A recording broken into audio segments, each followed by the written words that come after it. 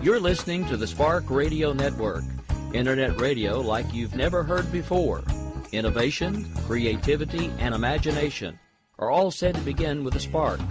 So fasten your seatbelt and take the ride of your life and listen for the spark. You are listening to KLRN Radio, where liberty and reason still reign.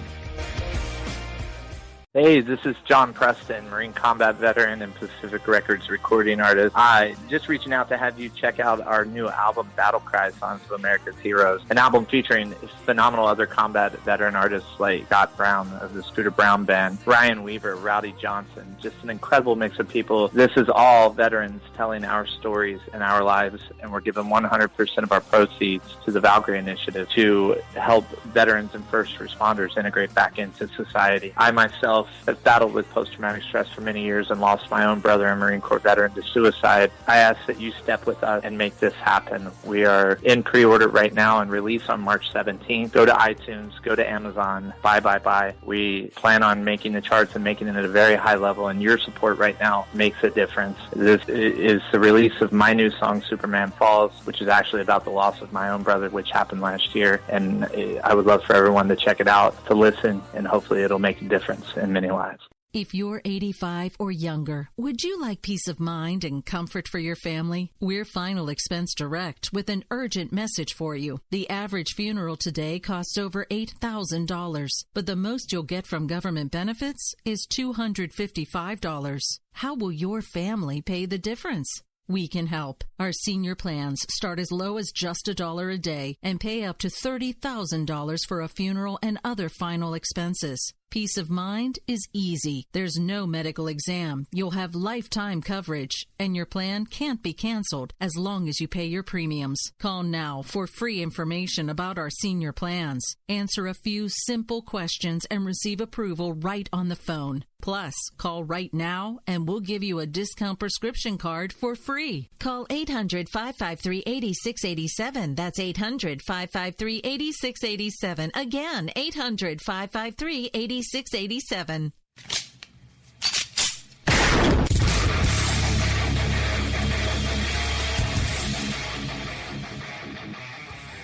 This is Slickery Trigger for Rebel Road Tactical. With proper care and feeding, your pistol will be ready when you need it. There to save your life. Shouldn't your gear be that good? Whether you need a holster for comfortable everyday carry or a tough-as-nails holster for your next training course, Rebel Road Tactical has what you need. Check us out on the web at rebelroadtactical.com.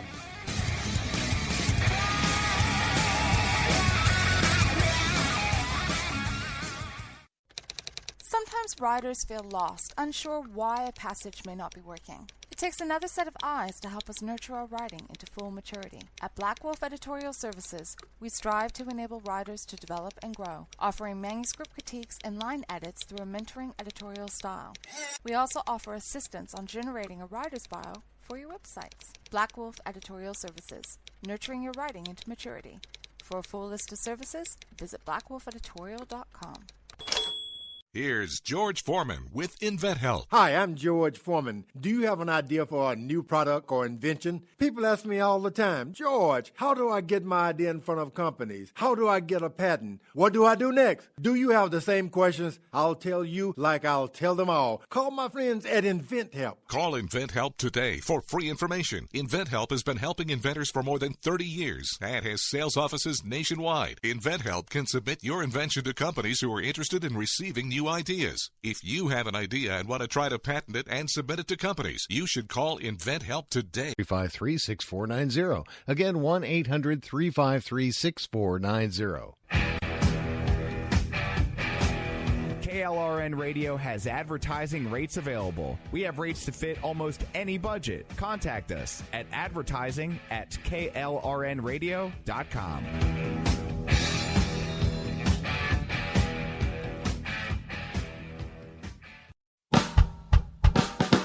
You're listening to the Spark Radio Network, Internet radio like you've never heard before. Innovation, creativity, and imagination are all said to begin with a spark.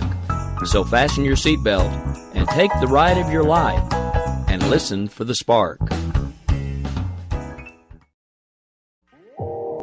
You are listening to KLRN Radio, where liberty and reason still reign.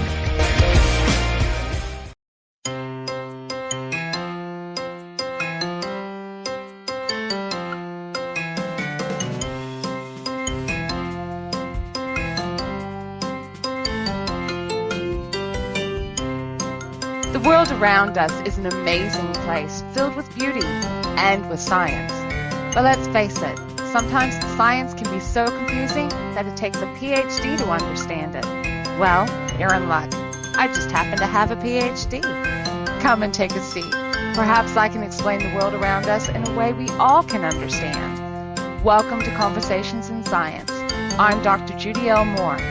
Call me Doc. Well, hi guys, and welcome to another episode of Conversations in Science.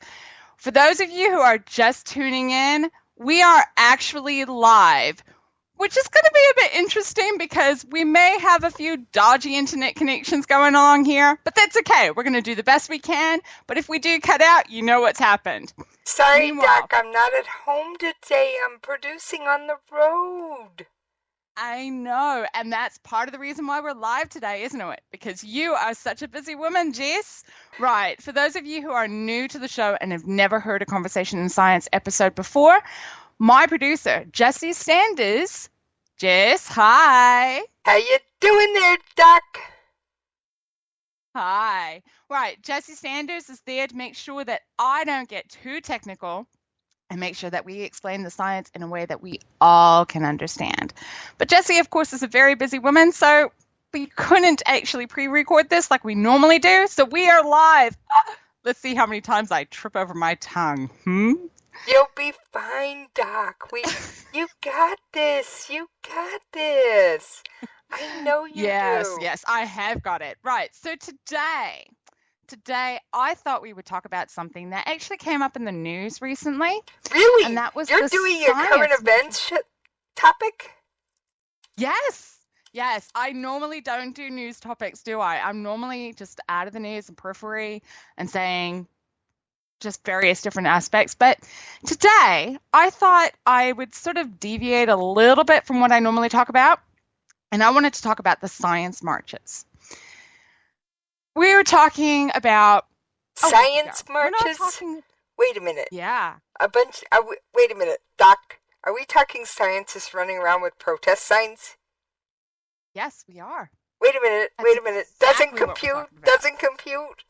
Scratch head. Exactly. It doesn't compute, and that's why I wanted to talk about it. Basically, about a week ago, scientists around the world, not just in the U.S., but we also had marches here in New Zealand, and there were marches in Australia as well.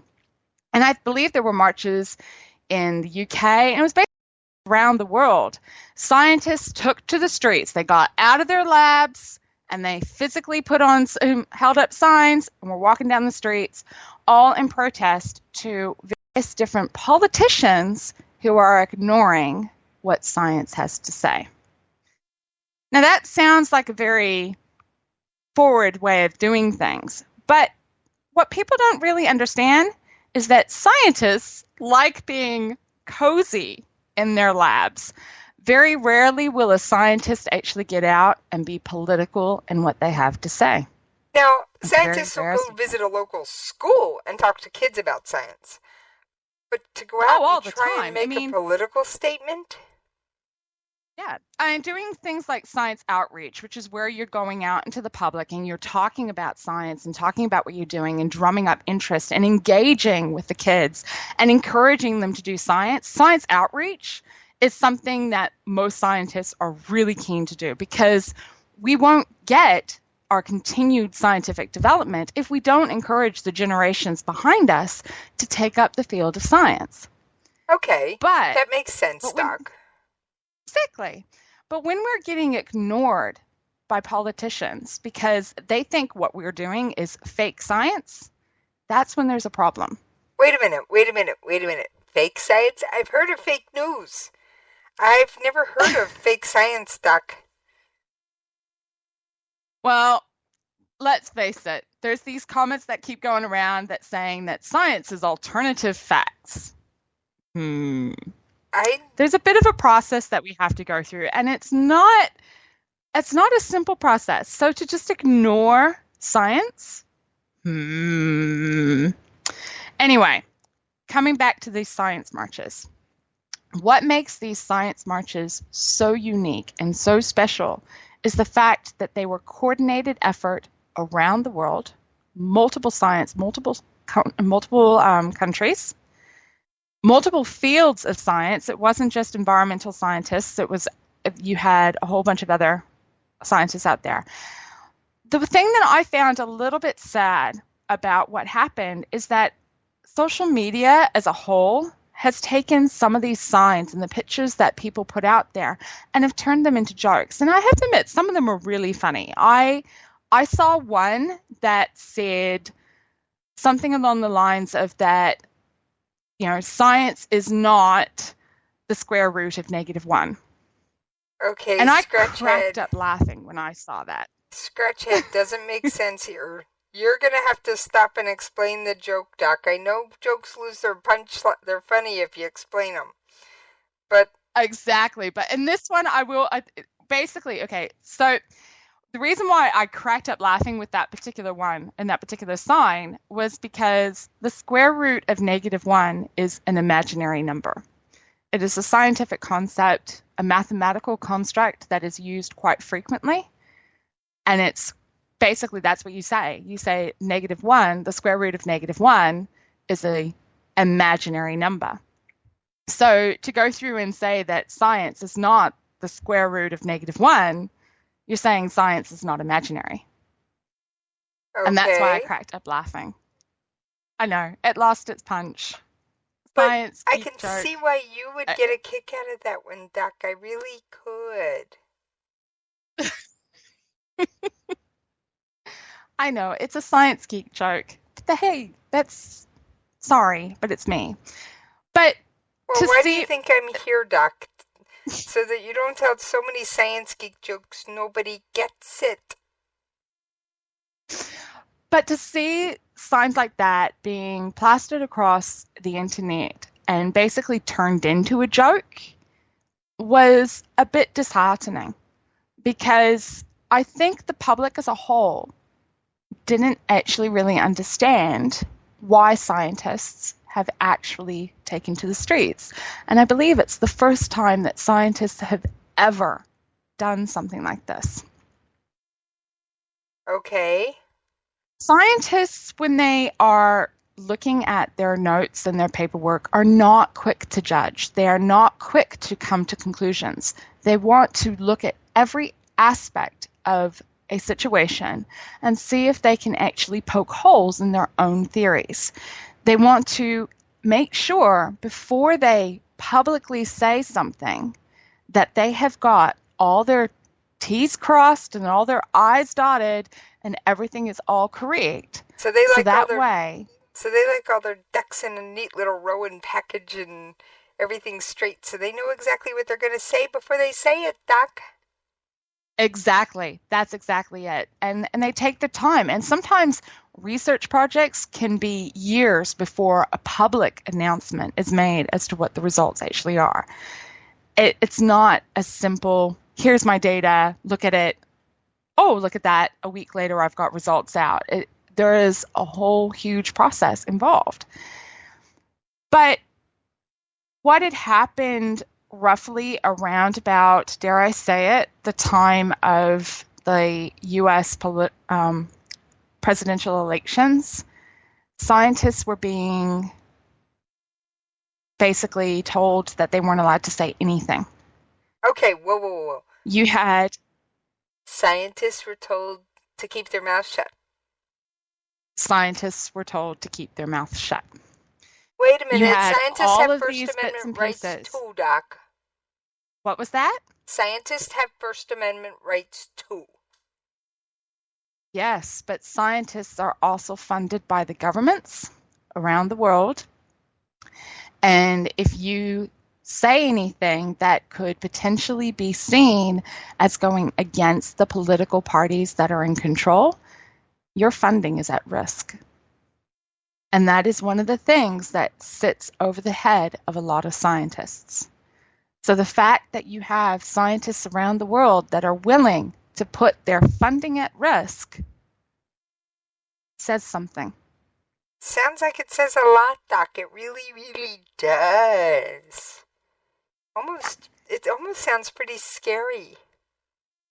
It is scary. There are people out there that may be in a situation where their jobs are at risk because of this. But basically what it is that you can't ignore science. Science does not have a political agenda. Science doesn't say that you have to vote for this person or you have to vote for that person. Science is just facts. It says, this is what's happening and this is why it's happening. That's it. Wow. There's nothing else to it. Well, and that makes to sense ignore to me. that, yes? I was going to say it makes sense to me that science is fact because, I mean, there was an audio clip that you'd come up with that just kind of gave me a peek into what you guys go through to get something accepted in the scientific community. Yeah, exactly. The clip that I gave you, and I think you're getting ready to play that now, is from Neil deGrasse Tyson. Neil deGrasse Tyson is a world-renowned astrophysicist. So he is really up there with his science and love of science. But one of the things that he does is he actually goes into the public, and he is part of what they call Star Talk Radio. And he talks about science as a whole and why we should be interested in it and where it can potentially take us.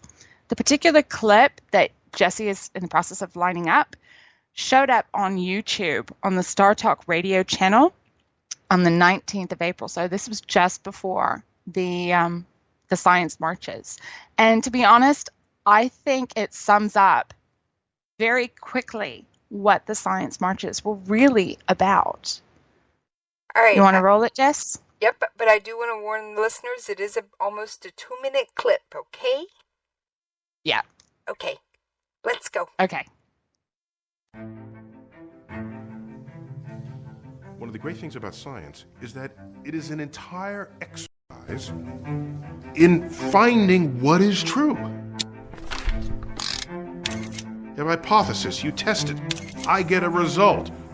A rival of mine double checks it because they think I might be wrong. They perform an even better experiment than I did and they find out, hey, this experiment matches. Oh my gosh, we're onto something here. And out of this rises a new emergent truth. It does it better than anything else we have ever come up with as human beings.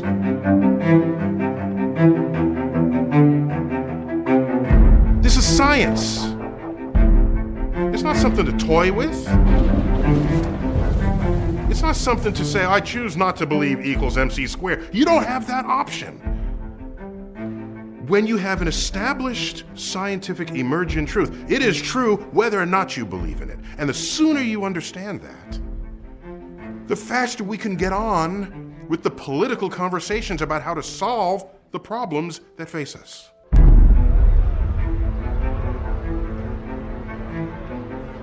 As a voter, as a citizen, scientific issues will come before you. And isn't it worth it to say, all right, let me at least become scientifically literate so that I can think about these issues and act intelligently upon them. Recognize what science is and allow it to be what it can and should be in the service of civilization. It's in our hands. That was cool, Doc.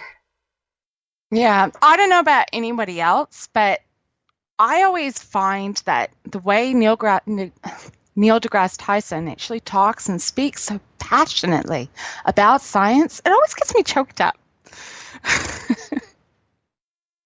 Well, But it's just one of those things that it really is. You cannot ignore facts. He was talking about the peer review process.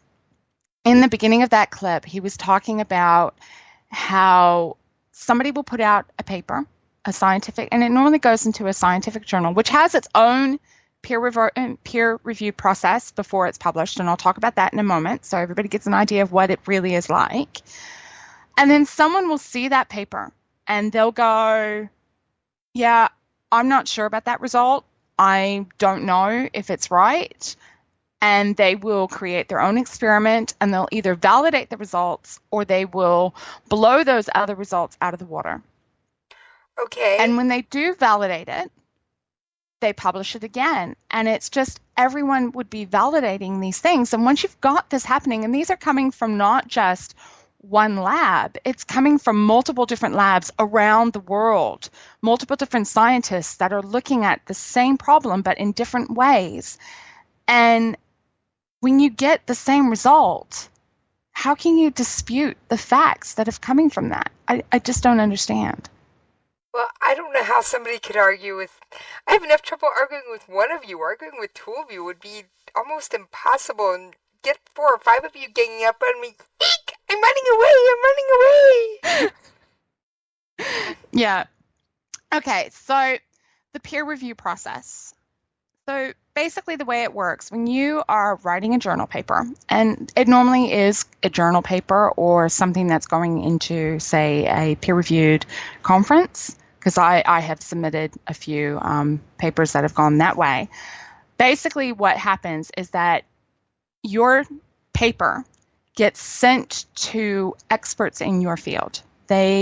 Various different experts in your field to look at your paper itself. They're looking at how well written it is, because let's face it, if it's not a well-written article, then it's not going to make sense to anyone, and there's going to be so many holes in it, and people are going to question the results anyway. So They will be looking at things like that.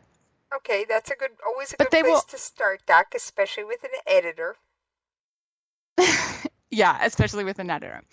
But then they also look at your background in terms of how much of the background to the problem have you set up.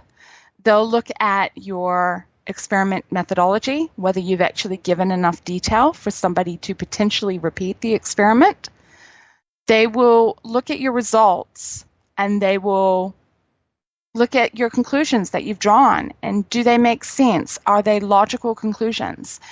And if they are not meeting that basic level of information, then your paper actually could potentially be rejected. Okay, but this is also after it has already gone through a process of review within your own research team as well. So you're saying you've got a question there, Jess? Forever and ever working on this paper. It could go through your research team, you get everybody on board, you spend forever writing it, editing it, making it all nice and shiny, and dotting all your I's and crossing all your T's, and all your ducks are in formation, and then you send it off to a journal, and just because somebody else doesn't like something in your paper can be rejected, or do they have to disprove your paper for it to be rejected? No, it's not that they don't like something in your paper that can be rejected. What it is they can come back and they can actually say, well, have you considered this research over here? And have you considered this research over here? And I don't think you've looked at your situation, or maybe your methodology is not as in depth as it could have been, or maybe your conclusions were a little bit obscure and we didn't quite make the leap that you had done. Okay. With reading these numbers. So those are the sorts of things. And I do know of one case where one of the research teams that I was involved with, we were racing on the clock against another team that was on the other side of the world, because you want to be the first team to get the results out there. Let's face it, it's prestige. You want to be the paper that becomes the one that everybody refers to. Well, I can see that. You want to be the first one. Yeah, it's a bit of a prestige thing. So you want to do that. And so you're racing against the clock. against another team. And I've actually heard of a case where somebody submitted a paper for review for a peer-reviewed journal within a couple of days of another team who would submit the same, almost exactly the same paper, slightly different experiments, slightly different results, but almost the same. But because the two teams weren't talking to one another, both papers got rejected. Okay. Why did they reject them? Because the two teams weren't talking. Because it came down to you have to collaborate. And that's the thing. Science is collaboration. Science is peer-reviewed. Okay. There is a lot of collaboration that goes on in science, and it's not just one country. Let me see if I got this straight, Doc. So let's just say you live in New Zealand and you're working on some crazy, you're trying to take the twinkle out of the stars again on me. And you're going to go talk to some scientist in New York who's also trying to take the twinkle out of the stars, and one in Australia and one in France. Yes. So then if somebody in Germany's trying to take the twinkle out of the stars too, but they're not in your little group, but they've got a group from, say, Saudi Arabia, Egypt, Germany, and some other American, we'll put this one in California. But you two groups aren't talking. Somebody's going to say, hey, guys, get it together and start talking. Yes, that's exactly what will happen. You have to have that collaborative efforts going on. How do you guys know what each other's working on? Well, believe it or not, scientists talk to one another.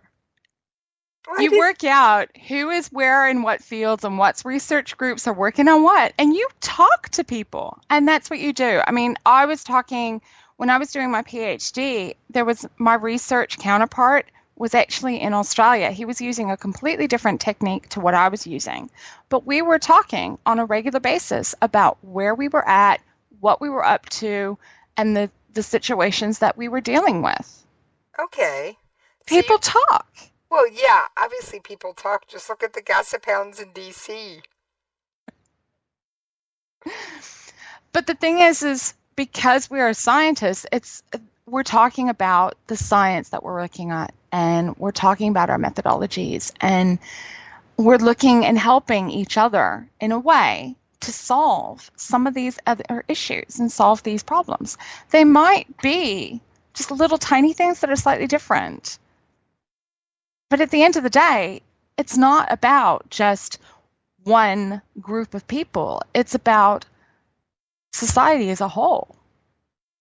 Okay. Science is for society as a whole, not just the one power that might be in power.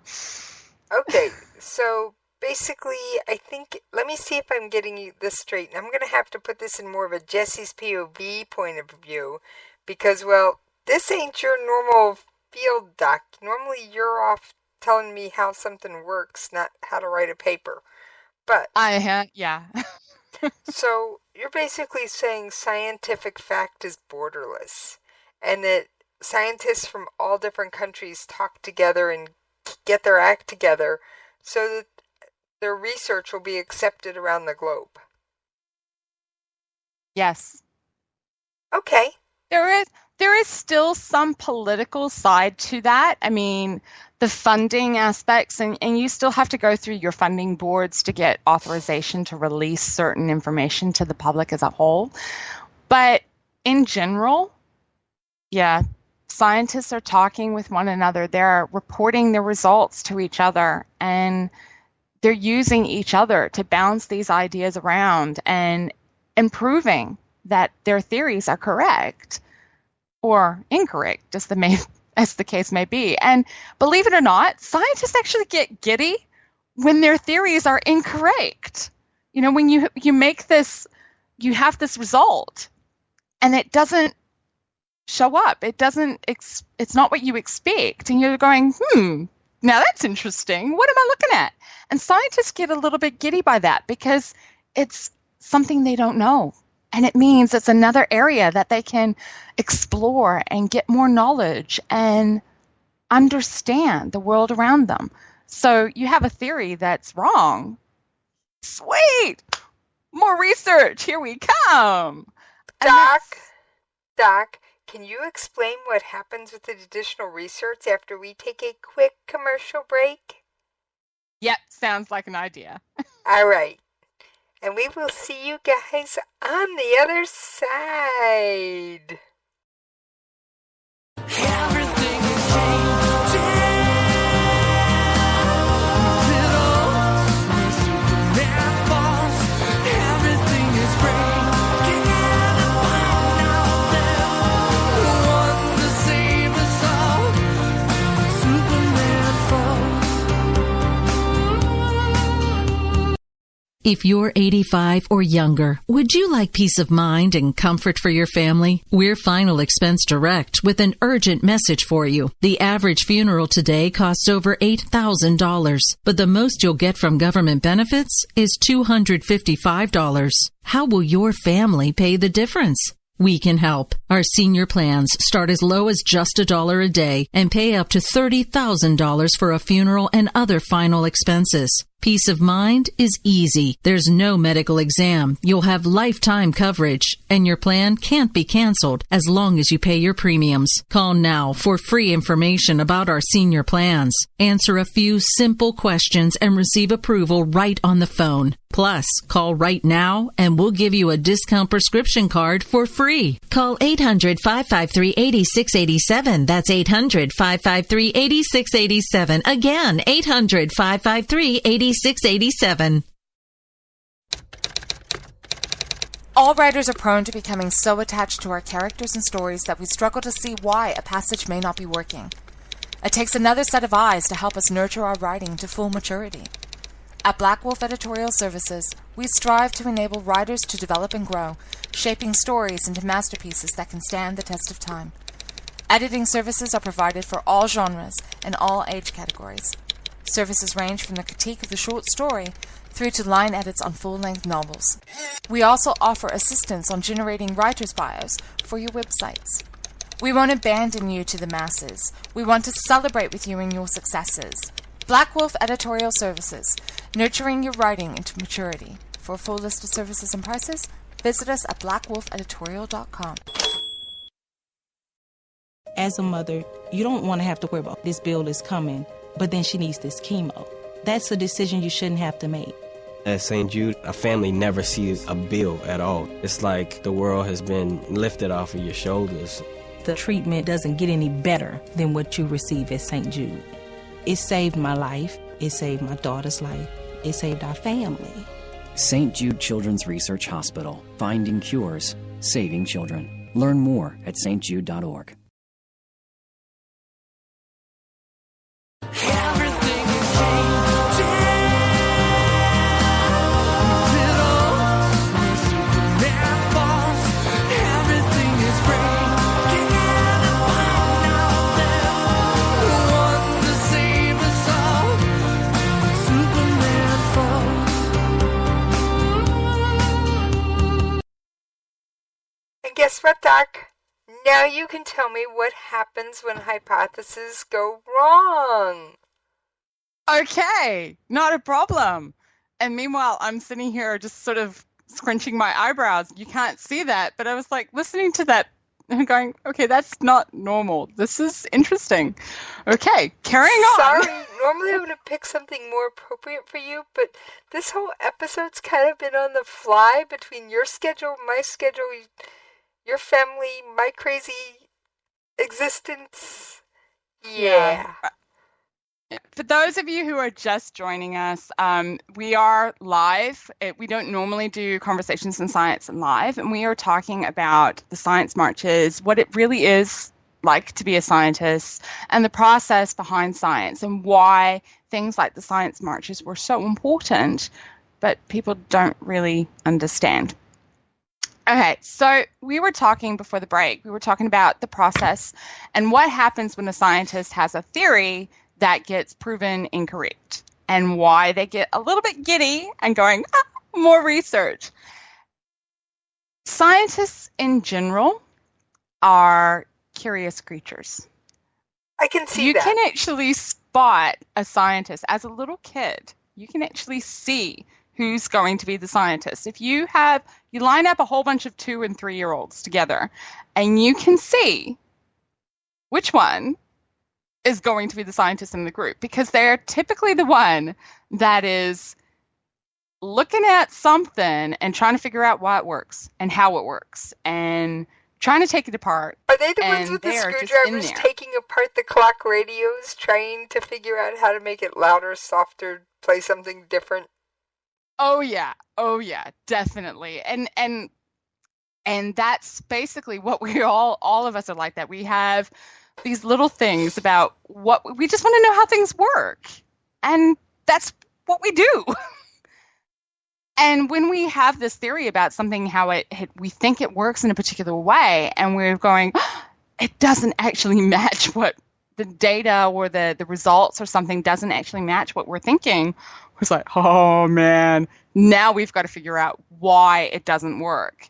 What's actually really happening so we can understand. Because, scientists don't like just accepting things. We like to understand. And that's probably what makes us all giddy, because when we understand, we are just like, fantastic, now to go find the next problem that we can understand.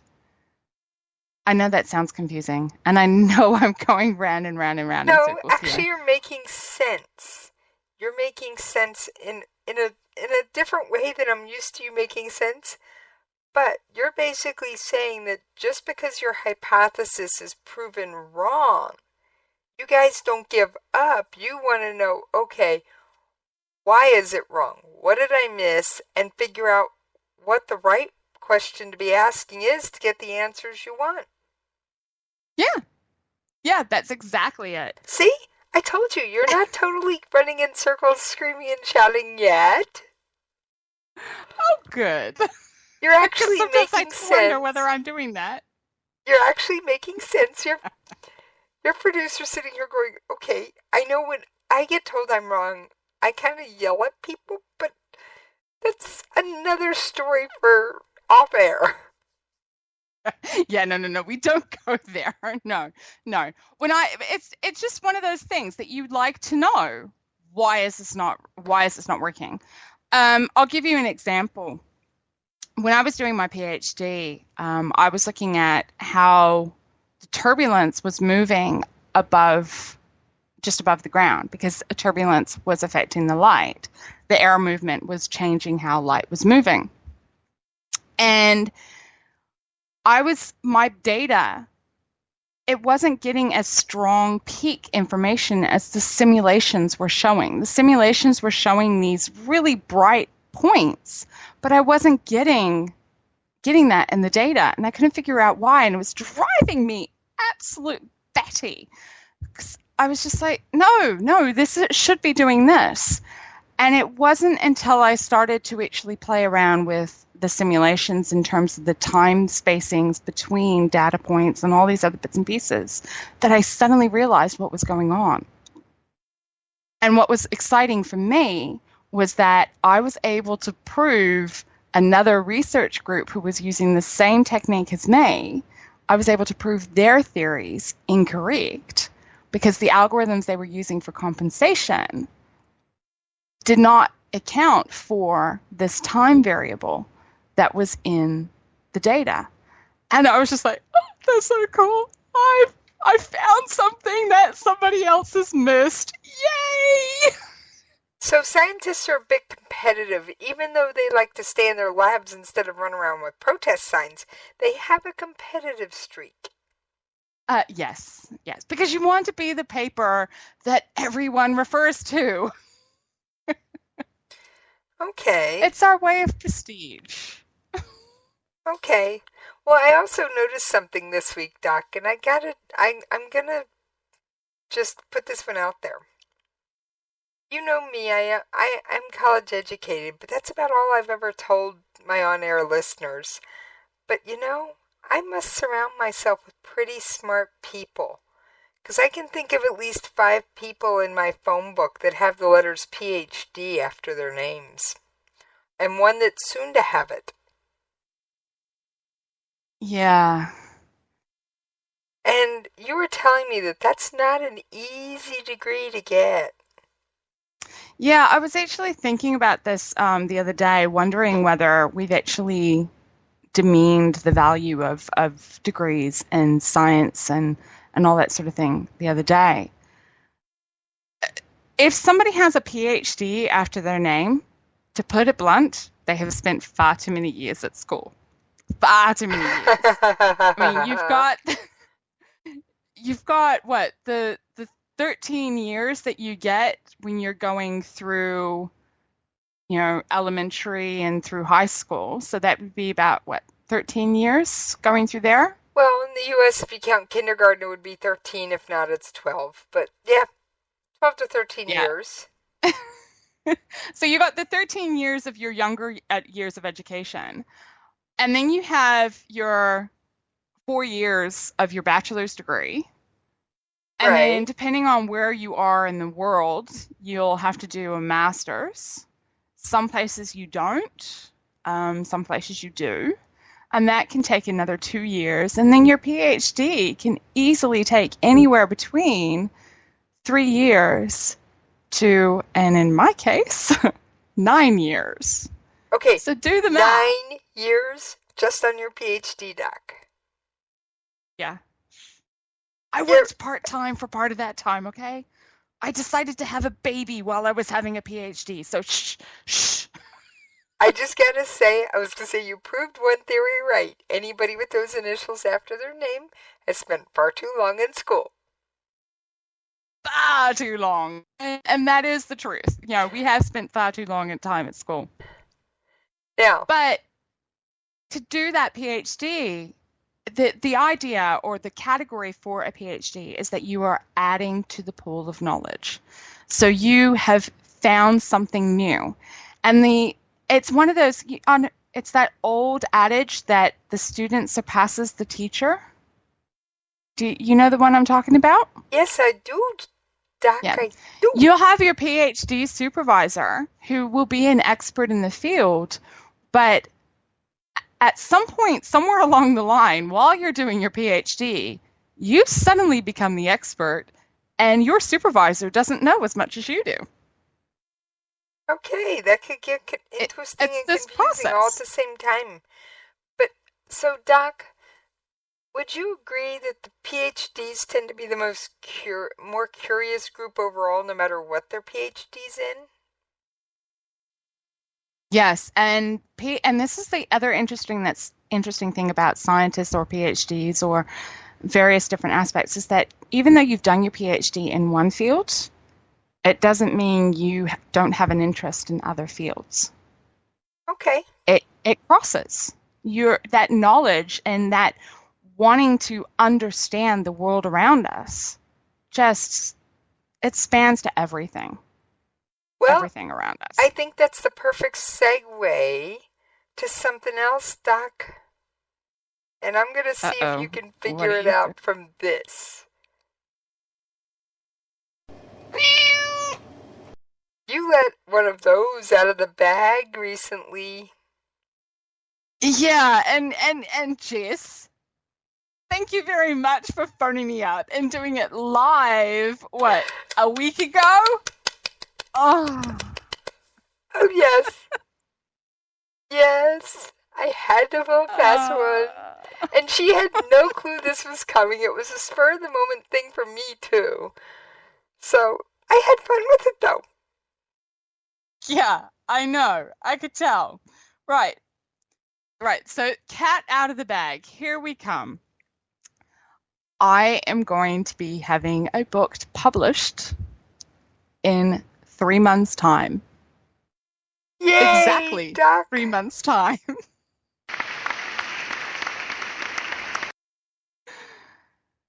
Yes, I will be a published author in 3 months' time. Ah!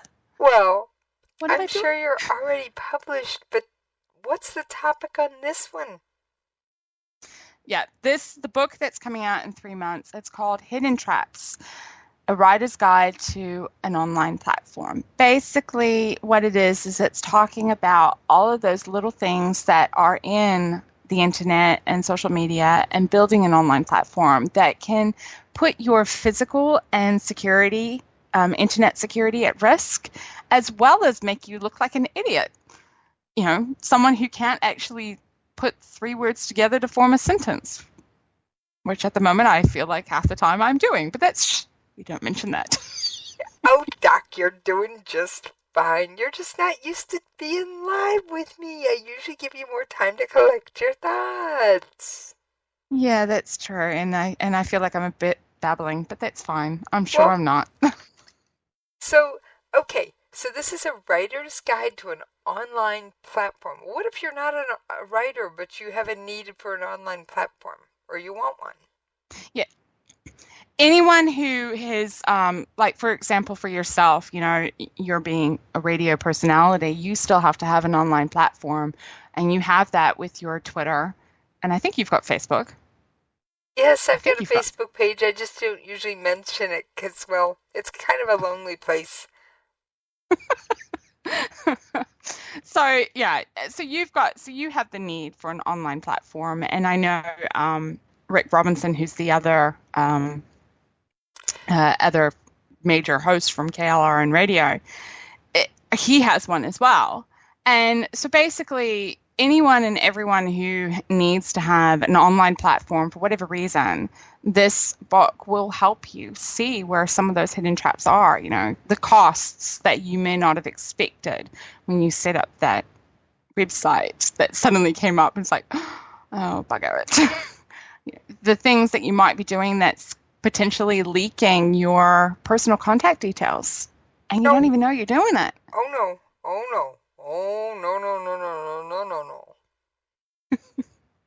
They're scary when you come across things like that. I'd like my contact details kept to myself, please. Yeah. As well, you know, there's also some of the other things, you know, cross-postings. A lot of people actually do things like cross-posting from Facebook to Twitter or from Instagram into Twitter and all that sort of thing. So they'll cross-post. And they don't realize that what they're doing is all they're doing is putting links there without any information, and it looks really, really bad. Like you can't be bothered. Oh, well, see, now I do a little bit of cross-posting, Doc.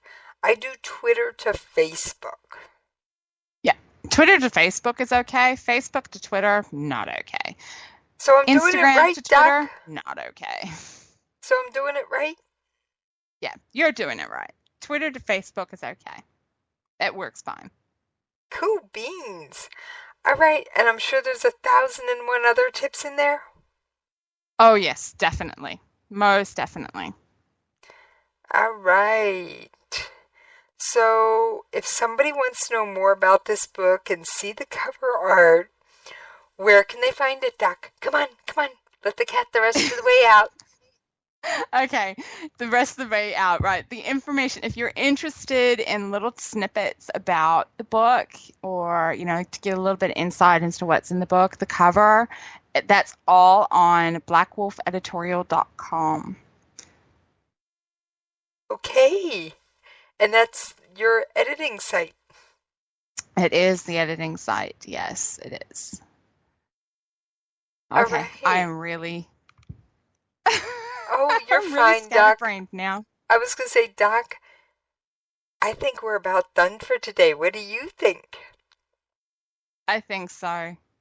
Unless somebody, you know, if anybody has any questions on what it's like to actually be a scientist, or if they disagree with some of the things I said and they would like to correct me, hey, you know, scientists like to occasionally be proven wrong. This one certainly does. So feel free, and I'm more than willing to listen to other opinions. All right. Well, Doc, thanks for another enlightening episode of Conversations in Science, the Road Show. Yeah, let's try not to do a road show again, okay, Jess? Well, if we have to next time, maybe it'll be a pre-recorded version where I play it as if it's live. Yeah, that'd be okay. Okay. All right. I think we're out. Well, that brings us to an end of another Conversations in Science. If you have any questions about science and about some of the world around us, feel free to drop me a line. I'm on Twitter, and you can find me at Judy L. Moore, or you can look me up on Facebook, Judy L. Moore, or you can drop me a line on my personal website, judylmoore.com. I think you're seeing the pattern here. Then, of course, if you are interested in some of the other projects I do, which is the writing and editing, feel free to check me out on blackwolfeditorial.com.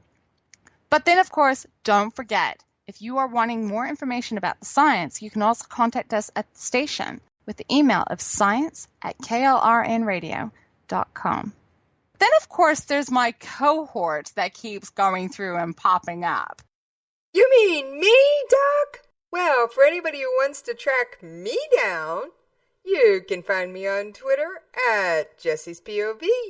And you can also drop me a line at the station at Jessie's POV at KLRNRadio.com. Bye, guys. Bye.